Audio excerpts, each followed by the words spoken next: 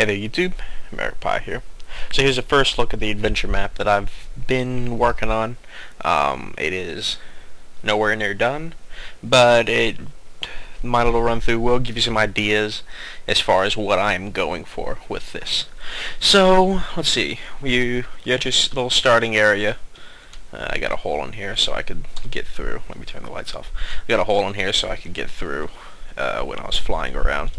But it says to get started, go left at the first junction. So I'm guessing I go this direction. Okay, I guess I can't go back, so let's keep going. And here's my first junction. So I just came from there, so left would be this direction. Okay, so I got a little set of ladders. Alright, I can see above. I think that's where I came from, because there's the obsidian surrounding it.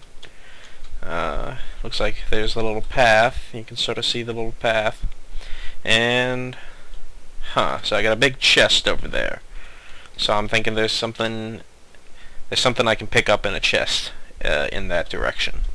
So let's see, how could I get over there? Well, it looks like I can go straight, and then take a left, and I guess take a right, and then I'd end up there. Or I can go straight, take a left sooner, then take a right, and then just sort of zigzag into there. So let's test it out. Let's give it a whirl. So I'm back here. Again, I can't go back to my entrance. So let's go. Alright. Looks like I can go back that direction. Well, let's see. Okay. I can't go into here. Maybe it's not letting me go into here for now, but maybe later. Let's go back and try this way.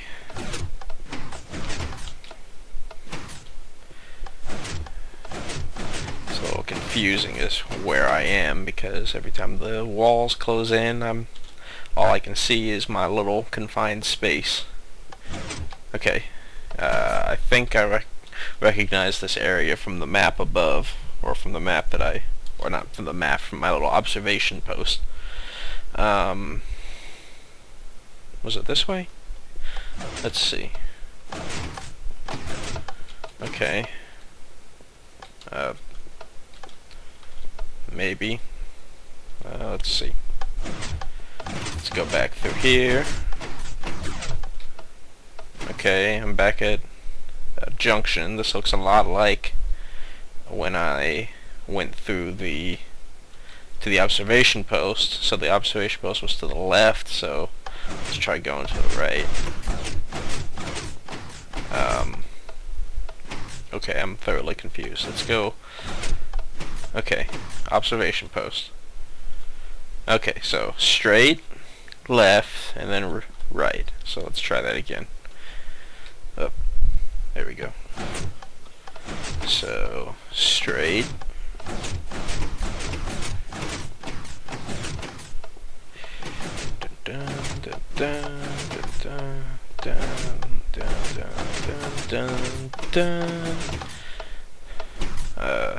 Okay, so here I am again.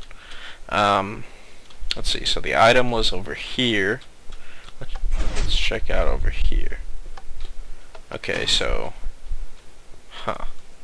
so I got floor of lava, I've got water, but I don't got any tools and this looks like bedrock, so it's not like I can break through the water to spill it onto here.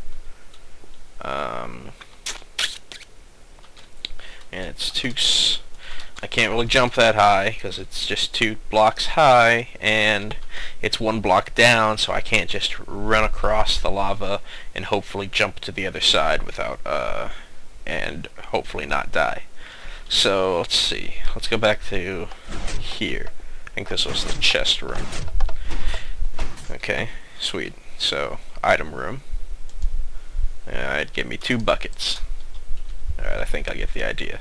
So I'm supposed to take, so I got my water right here, and and I'll just go ahead and fill up both buckets. Well, maybe I'll do one with lava. Okay, I guess I could, if I wanted to, just pick up lava until I get through, but no, because then it'd be too, let me turn that rain off, then it'd be too blocks high, and I don't have anything to place blocks on, so I'll do the way that I was planning on initially. So, looks like I made myself a little obsidian walkway, and I guess I turned a cobble right there, because it wasn't a source block. Let me go ahead and finish this off. Okay. And I guess I can try breaking it, but I think if I use my fists, then it's not going to be an item drop. So, let's go ahead and head out. Okay. So, that's basically what I have so far. And then let me give you a cut, and then I'll sort of explain a little bit on my thought process. So, I don't know how well the me walking through is going to go. I'm not that very boisterous of a individual, unless I'm, sort of talking about circuitry or whatever. So, we'll see. But exactly what my idea is behind this. Here, let me go ahead and turn on Instant Mind and sort of reveal the back workings. My idea behind this is I'm using my two-way passage piston video that I've uploaded already that you can see. I'll go ahead and provide a link to it, to create a maze with fog, essentially. Within Minecraft at the moment, the only way to create fog is the individual client to do it themselves. They just turn the view distance down, and people do that because their computers might, die from trying to see so far. But if you have a good enough computer, then you can see for miles and miles, and I think that's called depth of field in sort of movie making terms. And with mazes within Minecraft, unless you have a lot of twists and turns within your maze, it's pretty easy to see where you have been and where you are going, because you can see down a long hallway fairly easily. So what I have with these piston walls that open and close is sort of forcing a fog, sort of forcing a block of vision onto the player, so that they have to utilize their memory or these observation posts that I'll have scattered throughout the map to find their way around. What else?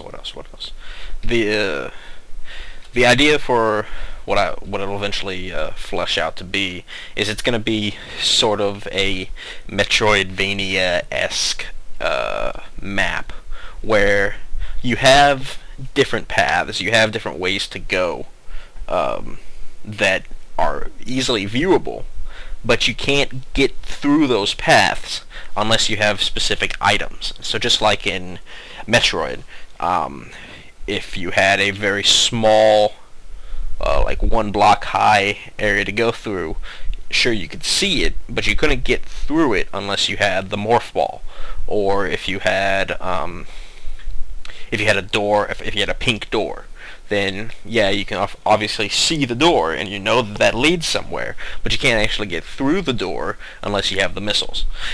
So the idea is, you just following that same concept. When we got to, break in to here. When you got to the lava room, and I guess I have a squid that's being my buddy, but I'm not a big fan of squids.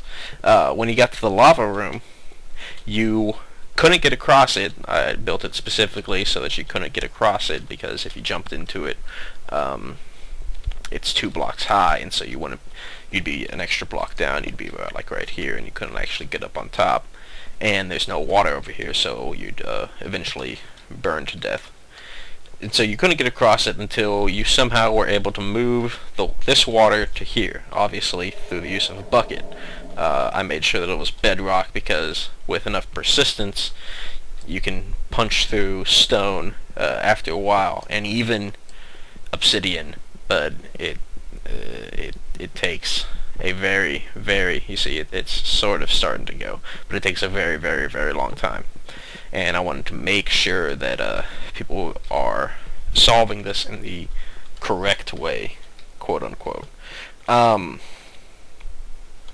So you couldn't get across here until you're able to move that water. Well, the first thing was you have your item room, and eventually I'm going to wire in some redstone into here. Let me turn the lights on. Wire in some redstone into here that will play the Metroid item music. I'm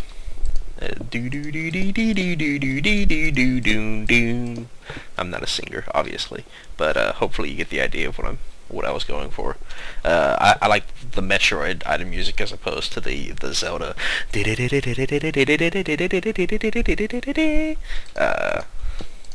I like the Metroid a little bit better.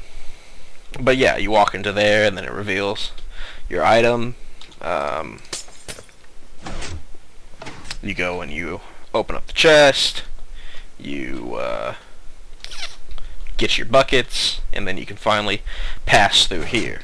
Let's see. At the moment, the other items that I can think of that have fairly specific uses would be things like flint and steel for if you have a. See, the hard part is getting it so that you don't have other means of getting through the door or getting through the barrier.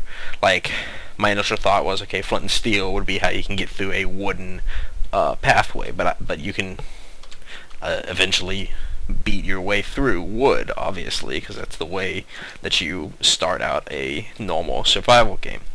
But definitely other ones would be things like mine carts that get you through minecart railways, and to keep players from going through, just walking through, there's a little area, there's a little half slab just above the minecart block, or maybe even something like a detector rail that will reveal the rest of the minecart pathway, and since you can only use a minecart to activate a detector rail, then that's the only way you can open up those pistons. Other things would be things like redstone torches. You have specific areas where you can put redstone torches in that'll activate some sort of mechanism, maybe a piston mechanism or water or something that opens a door. But that's the essential idea. This is going to be a longer project, sort of in the vein of my Snake Game project, which I have not abandoned. It's just I've lost the initial fire for making it, because it got really hard, obviously, and it was going along smoothly before, but then I hit a wall, and it's been hard to get back to it, like a writer's block.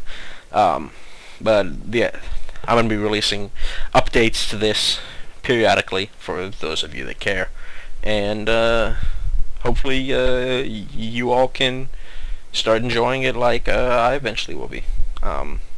Until next time.